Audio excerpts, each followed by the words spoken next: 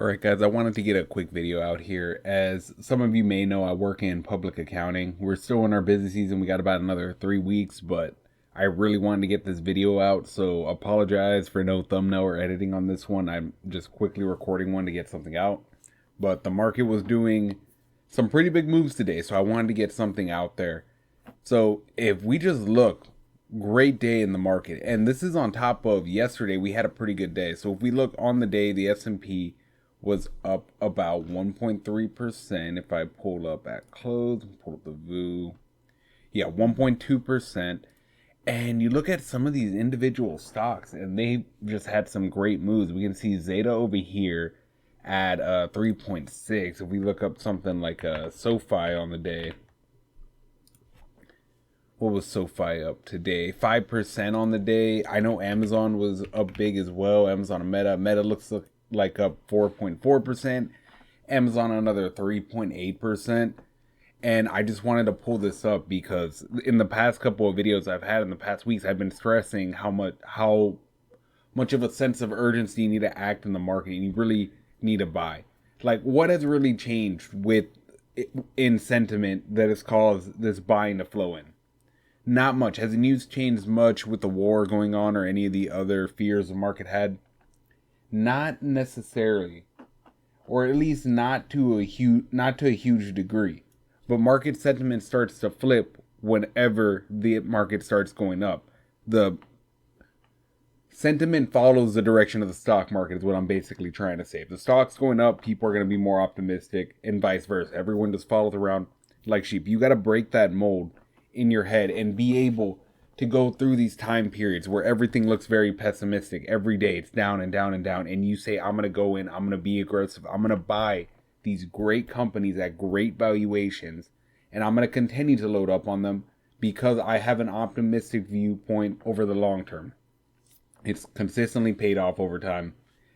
Every time I've made the biggest moves in my portfolio, I've said this before, but every time my portfolio's taken that next leap up, whenever I first went from, like, let's say like my 5 to 10,000, 10 to 20,000, stuff like that, those milestones, it's always on the back of having some negative correction time period or even crashing markets. I continue to buy, and coming out of that, I make more money than my portfolio's ever made.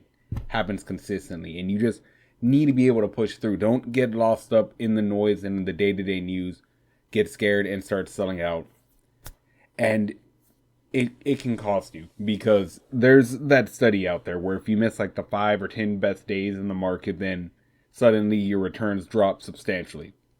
And the thing is, those best days, like this one is, typically occur when you are going through a lot of destruction and damage in the market. So we had the last couple of weeks with a lot of just negativity in the market, consistent hurting on the portfolio.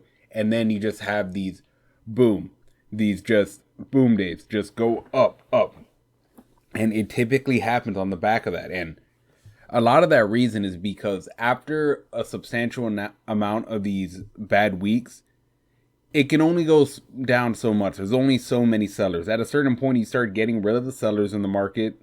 And it's like the saying goes, stock markets typically bottom on bad news, because the market's already anticipating this. So when the really bad, terrible news comes out, the market's already anticipated that, and they go, okay, that's not any worse than what we thought's going to happen. Then that's when buyers start buying in, when those valuations start to cheapen. And it can really hurt missing those recovery days. I mean, take a look at Amazon. Is Amazon a crazy, like, what would you call it? Is Amazon a crazy investment, speculative investment? No, it's Amazon. And if we go over here on Stock Unlock, we look in a week. Amazon. If you bought Amazon a week ago, you're up 12% on your money, just about. If we go look over here, what are we looking at with Meta? 5 days in a week, 15% on your money. Some people would be happy to make that in a year. You can make that in a week with some of these recoveries. With something like, let's say, SoFi. SoFi on a 5-day, looking like 11%. You get my point. You can make substantial gains. You just gotta be willing to buy. And I just wanted to make this video for everyone.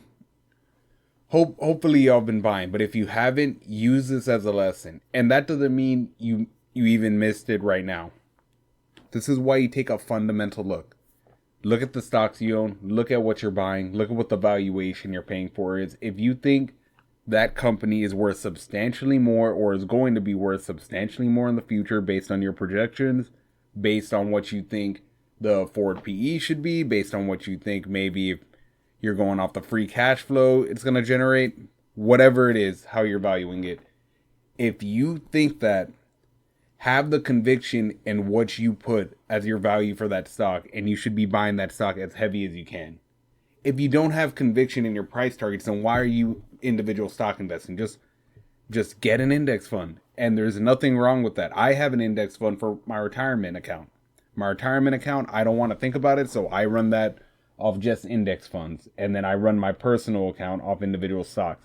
But if you're going to buy individual stocks, have conviction in it, or there's no point in playing this game. But like I said, this was just a real quick video I just wanted to throw out there before the end of the day. This will be, you know what, I'll set this video to release tonight. But I just wanted to get something out there.